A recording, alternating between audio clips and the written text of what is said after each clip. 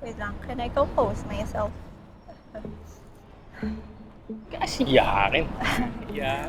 Stop making fun of me. Okay.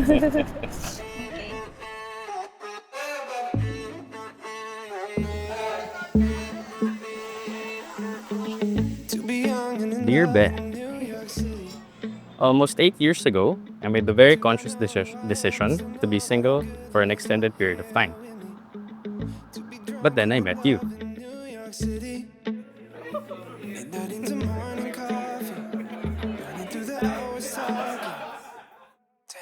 In our friend group, Kim and I have a long-standing, yet unnecessary debate about who introduced Josh and Arna. But let me give you the facts and you be the judge. Election day nun. So, nag-meet kami. Yung maid of honor ko introduced us.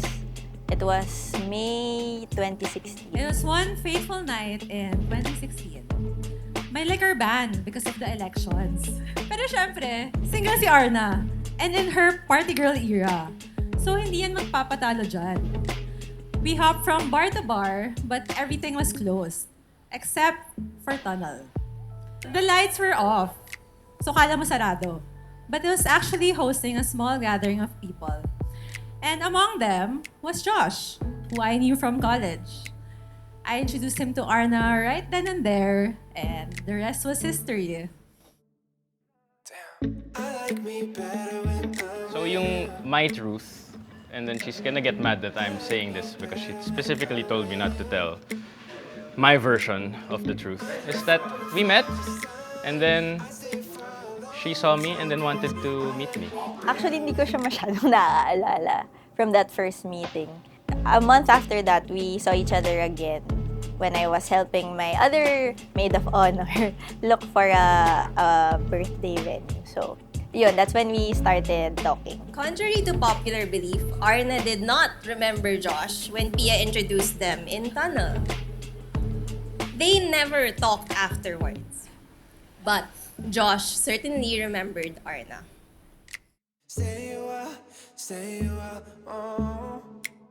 Because a month later, on my birthday, I asked Arna to go out with me. We entered tunnel, and lo and behold, Josh was there with his friends. The moment he saw us, he made a beeline for Arna and never left her side that entire night.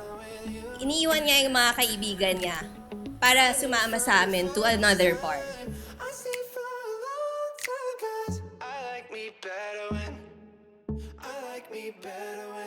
And at the end of that night, as Arna was getting into my car so that I could drop her off at her house, pinigilan siya ni Josh. He held her hand as she was entering my car. And he said, sa akin ka na lang sumabay.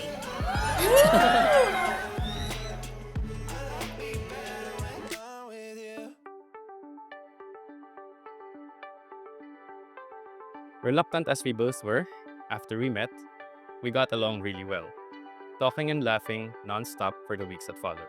That is when she and Josh started talking every day and eventually became best friends. She told me afterwards, binuldozer niya kasi ako eh. And that, my friends, is how Arna met Josh.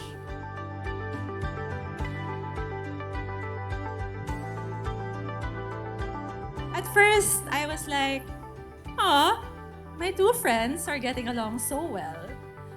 But eventually, parang, iba na to ah. They started hanging out and talking, and hanging out and talking, and hanging out and talking. To the point na, napapadalas na. And they became best friends. Usap lang talaga, we started texting. We started out as friends. We actually called each other fave new friend, yung tawag namin sa isa't isa, because we really like talking to one another. So when Josh first met Arna, he was hard-locked in the friend zone for a while. But like Arna said, Josh just bulldozed his way out of that friend zone. Love you. See you later.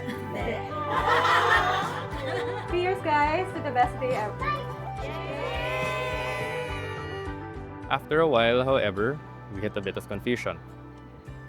We both knew, or at least I like to think that we both knew, there was something there. But you were dealing with your own thing, and I was struggling to stay strong in my earlier commitment to stay single.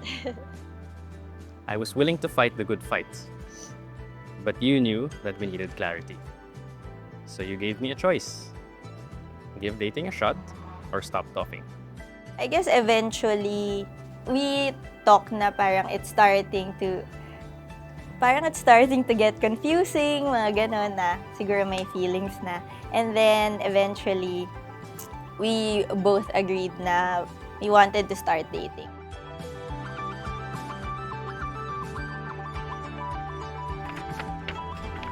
Second page.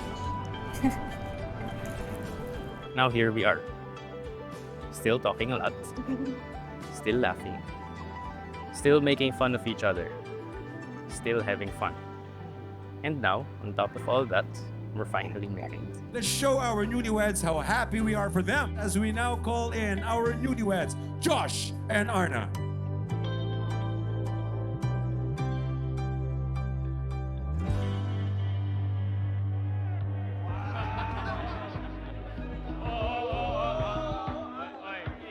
Throughout our relationship, you have, in one way or another, always inspired me to become a better version of myself. Well, nung first impression ko, when I first met him, isip ko parang obnoxious siya. As in, parang yabang, ganun. He's funny. I wanna say gago kasi siya, but then baka hindi yan pang hindi siya pang SD eh.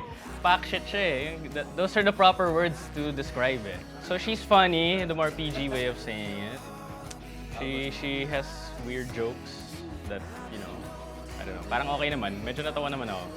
Pero actually, it's, when I got to know him, it's actually the opposite of that. Sobrang hindi siya mayabang. Mahiyain nga siya. He's funny and I guess we just really have good conversation and pinapatawa namin yung isa't isa. Our senses of humor match. Oh, you know what? She might say it, but she also might filter it for the video. But I will say it. Pack shit siya. I vividly remember the night I was introduced to Arna. And one of the first things I vaguely remember telling her was, please don't hurt him. And with confidence, Arna says, I won't. With you, Arna, Josh is the most Josh I've ever seen him. You bring out the sides of him that we used to only know in secret. The sides of him that is thoughtful, sensitive, caring. You bring out the best in my best friend.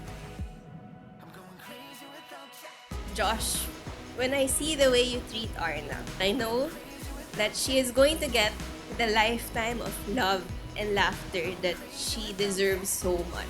I'm so happy to be standing here, seeing you start this new chapter together.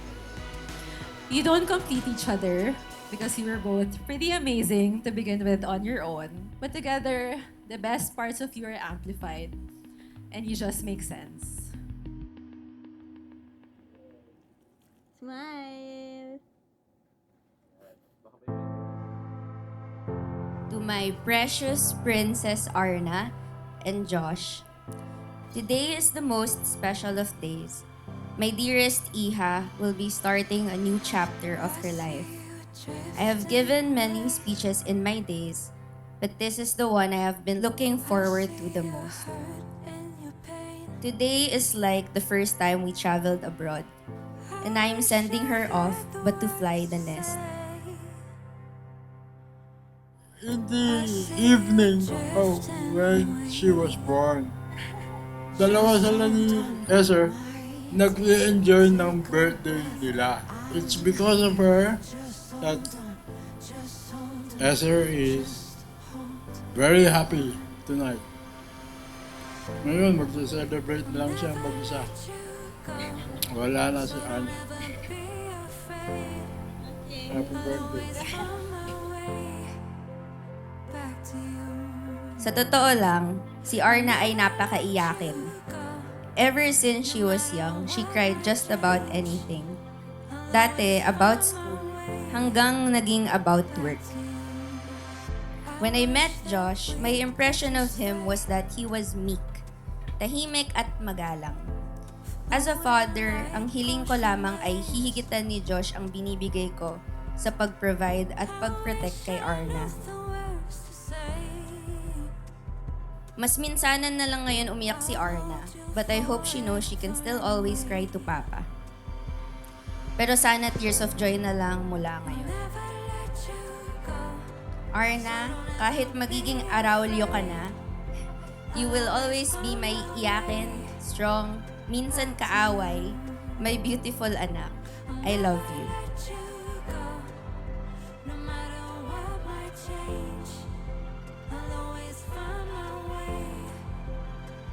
I always tell the people around me that in our 7 years, I am in awe that not once have you been unkind to me.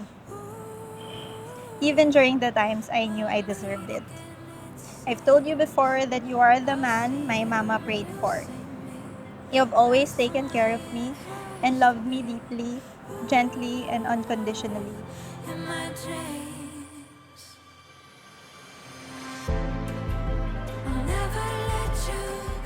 I still remember the first time we ever touched on the topic of getting married. It was a late night in September 2018, and we just attended our first wedding together. You told me, "Do you ever imagine our night?" I nodded, and then you asked, "So you see yourself marrying me?" Again, I nodded and said yes. We hugged tightly afterwards, and I remember feeling so happy about what we admitted to each other that night.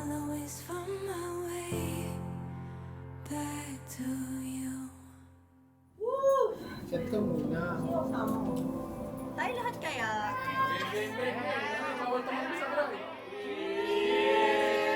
What is love?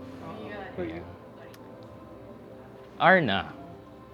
Love is giving yourself to another person regardless of the circumstances, regardless of the situation, kahit mahirap, kahit masaya. So, it's always giving a part of yourself to another person. It's all the fun that we have. Because we have a lot of fun, especially talking trash to each other. So I think yun yung cornerstone ng relationship namin. It's just all the teasing and joking around.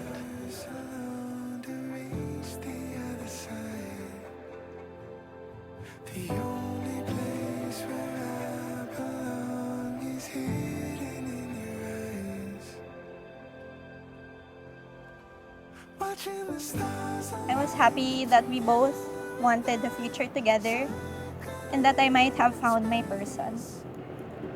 As the years passed by, as we spent more time together, and as we attended so many more weddings together, I've only grown more and more sure of that. And now, here we are, Be. It's finally our turn. It's the night we've been imagined since that September night in Tagaytay. With you, I have found someone who accepts my weird. That's why after all these years, I still find myself getting excited to see you.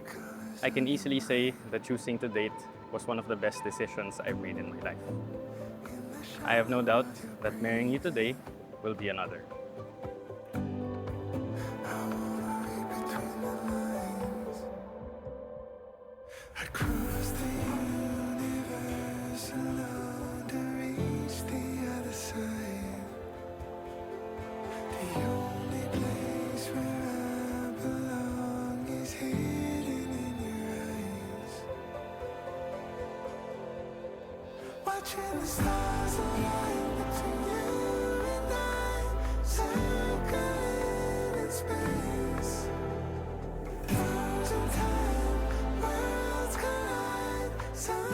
Today, my love, I'm so grateful to just be with you, to finally be able to give you the full time and attention that you deserve, and just to celebrate our love.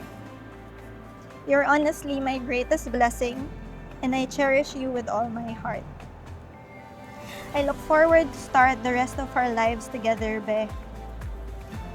I'm excited to spend every day for the rest of my life in our weirdness, banter, and kalokohan. As we discover the next stage of our lives, I promise to support and listen to you, to talk to you constantly, to laugh at your jokes, and to have fun. I'm looking forward to many more years of challenges, joy, and fuckshettery with you. I love you more today than when we first started. And I'm sure I'll find more ways to love you more tomorrow and the day after that. Love you always. Aww, love you, babe. May I now present to you Mr. and Mrs. Ethan, Joshua, and Arna Arauyo. You may now kiss your wife.